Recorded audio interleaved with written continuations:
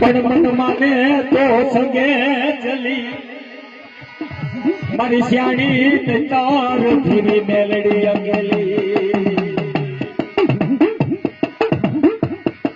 પણ કોઈ ઠટક આગળ મૂળિયો મકડિયો અને દાદો કાર્યો થઈ ગયો બાપ. પણ એક દિના સમયમાં દાદા કાર્યની દુબળી પરિસ્થિતિ, ખાવા ખીચડી નહીં બાપ, અને મધરી રાતનો ગજરો થયો મેળી સપને આવીને ઉભી રહી ગઈ બાપ. ખબર મારા કાર્યા હબા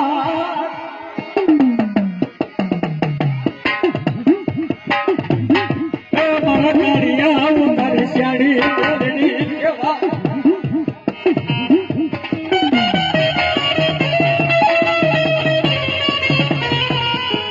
મારા કાર્યા હું તો કે હું તારા બાપ દેવી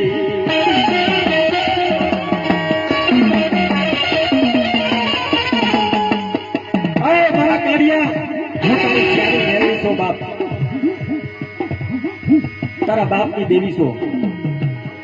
એક ફેરે મારી મેરડી નો માંડવો કર અને એક ફેરે મને માંડવાની માલિકો મેરડી ને જમાય.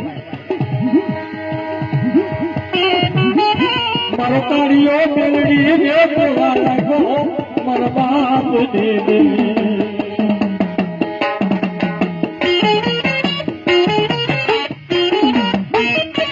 મારી ગામમાં મારે ખેતર નહીં, મારે ગામમાં મારે સીમ નહીં, મારે ઘરના મકાન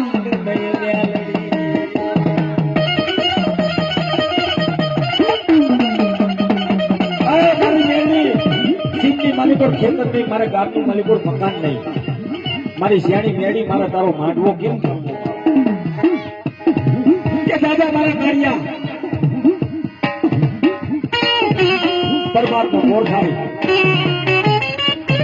અને 80 વર્ષ રોલી બની અને કાર્ય તારા આંગણે આવીને ઊભી રહું ને તેમ માથે તારી શ્યાણી મેળી બોલી હતી. તારી શ્યાણી મેળી બોલી હતી બાપ.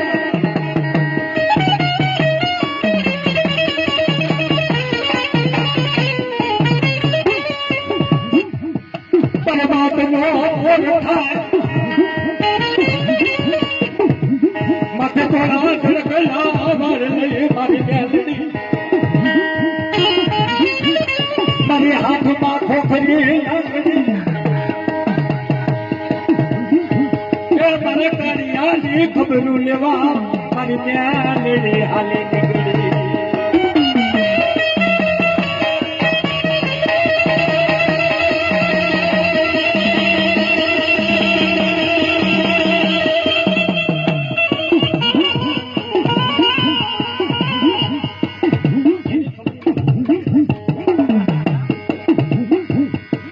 મારી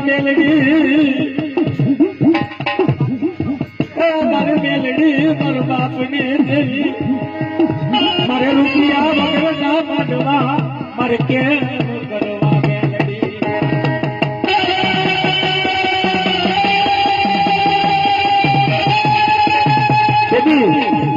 કાર્યાને કીધું કે હંદર કાર્યા કે પોટ ગામની માલિકોર જા ત્યાં દાદો મૂળિયો પકડ્યો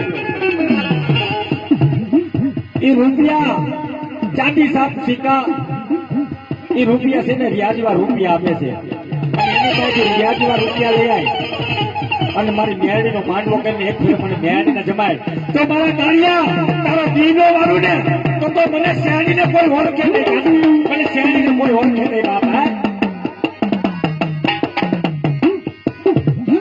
કઈ કીધું રે તારા માયના રે પાગલામાં તારા બેટા